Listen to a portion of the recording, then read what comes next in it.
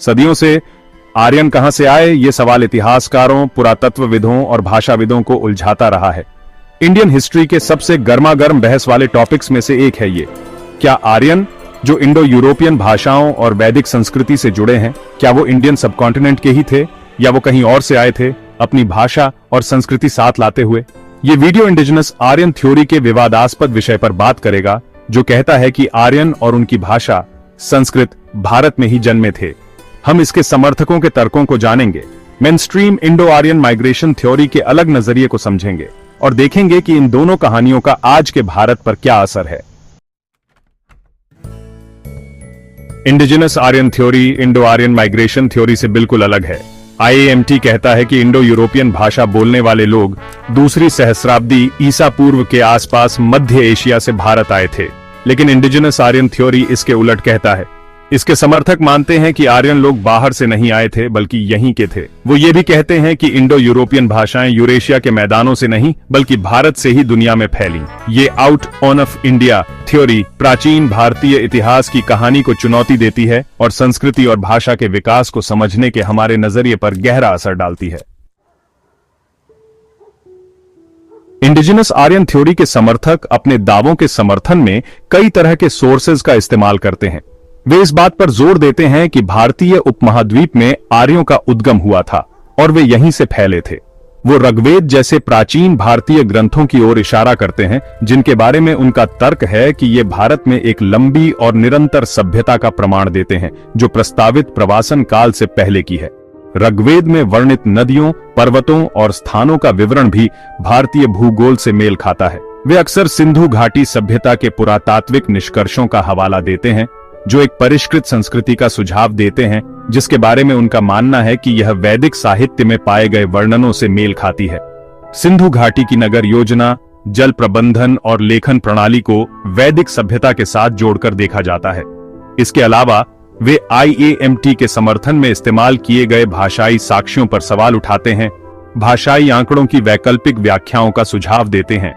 उनका मानना है कि संस्कृत और अन्य भारतीय भाषाओं का विकास स्थानीय रूप से हुआ था और यह बाहरी प्रभाव का परिणाम नहीं है।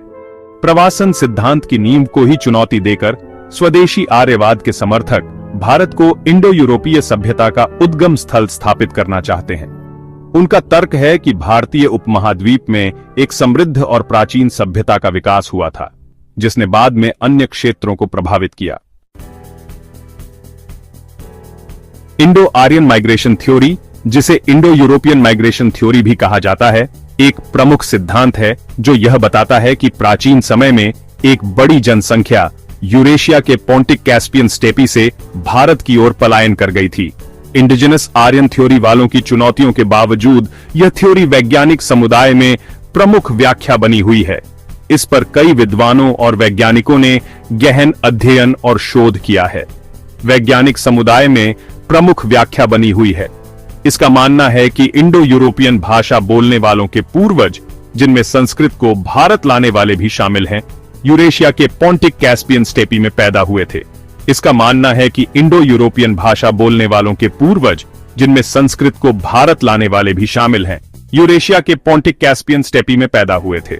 वहां से वे लहरों में दक्षिण और पूर्व की ओर पलायन कर गए और दूसरी सहस्राब्दी ईसा पूर्व के मध्य में भारत पहुंचे, जिनमें संस्कृत को भारत लाने वाले भी शामिल हैं, यूरेशिया के पोंटिक कैस्पियन स्टेपी में पैदा हुए थे। वहां से वे लहरों में दक्षिण और पूर्व की ओर पलायन कर गए और दूसरी सहस्राब्दी ईसा पूर्व के मध्य में भारत पहुंचे। इस सिद्धांत को भाषाई साक्ष्यों का समर्थन प्राप्त है, जो संस्कृत और ग्रीक तथा लैटिन जैसी अन्य इंडो यूरोपीय भाषाओं के बीच स्पष्ट संबंध प्रदर्शित करता है। यूरेशिया के पोंटिक कैस्पियन स्टेपी में पैदा हुए थे।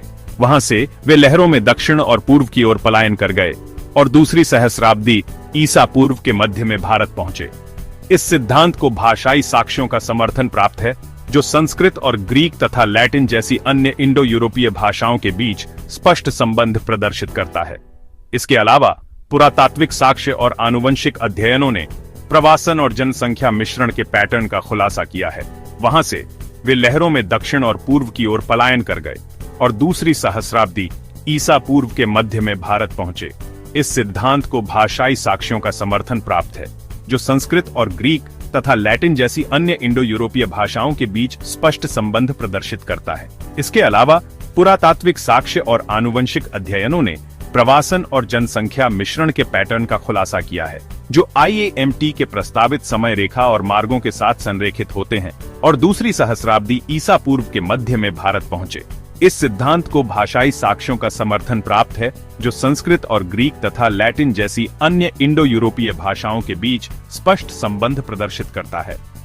इसके अलावा पुरातात्विक साक्ष्य और आनुवंशिक अध्ययनों ने प्रवासन और जनसंख्या मिश्रण के पैटर्न का खुलासा किया है, जो IAMT के प्रस्तावित समय रेखा और मार्गों के साथ संरेखित होते हैं। इस सिद्धांत को भाषाई साक्ष्यों का समर्थन प्राप्त है, जो संस्कृत और ग्रीक तथा लैटिन जैसी अन्य इंडो यूरोपीय भाषाओं के बीच स्पष्ट संबंध प्रदर्शित करता है। इसके अलावा पुरातात्विक साक्ष्य और आनुवंशिक अध्ययनों ने प्रवासन और जनसंख्या मिश्रण के पैटर्न का खुलासा किया है, जो IAMT के प्रस्तावित समय रेखा और मार्गों के साथ संरेखित होते हैं, जो संस्कृत और ग्रीक तथा लैटिन जैसी अन्य इंडो यूरोपीय भाषाओं के बीच स्पष्ट संबंध प्रदर्शित करता है। इसके अलावा पुरातात्विक साक्ष्य और आनुवंशिक अध्ययनों ने प्रवासन और जनसंख्या मिश्रण के पैटर्न का खुलासा किया है, जो IAMT के प्रस्तावित समय रेखा और मार्गों के साथ संरेखित होते हैं। इसके अलावा पुरातात्विक साक्ष्य और आनुवंशिक अध्ययनों ने प्रवासन और जनसंख्या मिश्रण के पैटर्न का खुलासा किया है, जो IAMT के प्रस्तावित समय रेखा और मार्गों के साथ संरेखित होते हैं। यह सिद्धांत न केवल भाषाई और पुरातात्विक साक्ष्यों पर आधारित है, बल्कि आनुवंशिक अनुसंधान ने भी इसे और मजबूत किया है, जो IAMT के प्रस्तावित समय रेखा और मार्गों के साथ संरेखित होते हैं। इस प्रकार इंडो आर्यन माइग्रेशन थ्योरी एक व्यापक और बहुआयामी दृष्टिकोण प्रदान करती है, जो प्राचीन मानव प्रवासन और भाषाई विकास को समझने में मदद करती है।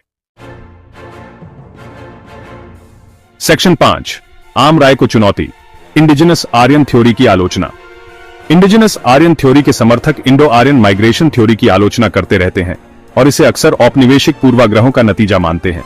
उनका मानना है कि यह सिद्धांत औपनिवेशिक काल के दौरान भारतीय इतिहास को विकृत करने के लिए गढ़ा गया था। वे तर्क करते हैं कि इस थ्योरी का उद्देश्य भारतीय सभ्यता की प्राचीनता और उसकी स्वदेशी जड़ों को कमजोर करना था। उनका तर्क है कि प्रवास के प्रमाण निर्णायक नहीं हैं और इनकी व्याख्या इस तरह से की जा सकती है जो इंडो आर्यन भाषाओं के लिए एक स्वदेशी मूल का समर्थन करती हो। वे यह भी कहते हैं कि पुरातात्विक साक्ष्य और साहित्यिक प्रमाणों का पुनर्मूल्यांकन किया जाना चाहिए ताकि एक अधिक सटीक और निष्पक्ष इतिहास लिखा जा सके। वे प्रमुख पुरातात्विक स्थलों की डेटिंग और आनुवंशिक आंकड़ों की व्याख्या को चुनौती देते हैं, वैकल्पिक कालक्रम और प्रवासन पैटर्न का सुझाव देते हैं। उनका मानना है कि आनुवंशिक आंकड़ों की वर्तमान व्याख्या में कई खामियां हैं और इसे और अधिक गहराई से जांचने की आवश्यकता है। इसके अलावा वे भारतीय संस्कृति की अनूठी विशेषताओं पर जोर देते हैं और तर्क करते हैं कि इन विशिष्ट विशेषताओं को केवल प्रवासियों द्वारा नहीं लाया जा सकता था। उनका कहना है कि भारतीय संस्कृति की जड़ें बहुत गहरी हैं और इसे बाहरी प्रभावों से नहीं समझा जा सकता। यह चल रही बहस अतीत के पुनर्निर्माण की जटिलताओं और विभिन्न दृष्टिकोणों का गंभीर मूल्यांकन करने के महत्व पर प्रकाश डालती है। यह दर्शाती है कि इतिहास केवल तथ्यों का संग्रह नहीं है, बल्कि यह विभिन्न दृष्टिकोणों और व्याख्याओं का एक जटिल ताना बाना है। इस बहस से यह भी स्पष्ट होता है कि हमें अपने अतीत को समझने के लिए एक व्यापक और समावेशी दृष्टिकोण अपनाने की आवश्यकता है। सेक्शन 6, राजनीतिक आयाम, आर्यनवाद और भारतीय पहचान। आर्यन मूल को लेकर बहस महज एक अकादमिक कवायद नहीं है। यह समकालीन भारतीय राजनीति और पहचान के साथ गहराई से जुड़ा हुआ है। निरंतर और प्राचीन भारतीय सभ्यता पर जोर देने के साथ स्वदेशी आर्यवाद कुछ राष्ट्रवादी समूहों के साथ प्रतिध्वनित हुआ है। वे इसे गर्व के स्रोत और बाहरी प्रभावों से भारत की सांस्कृतिक स्वतंत्रता का दावा करने के तरीके के रूप में देखते हैं। इसके विपरीत आलोचकों का तर्क है कि इस दृष्टिकोण का उपयोग बहिष्करणकारी विचारधाराओं को बढ़ावा देने और सामाजिक पदानुक्रम को सही ठहराने के लिए किया जा सकता है। 21वीं सदी में भारतीय पहचान की जटिलताओं को नेविगेट करने के लिए इन प्रतिस्पर्धी सिद्धांतों के राजनीतिक निहितार्थों को समझना महत्वपूर्ण है। सेक्शन 7, साक्ष्य आधारित छात्रवृत्ति का महत्व।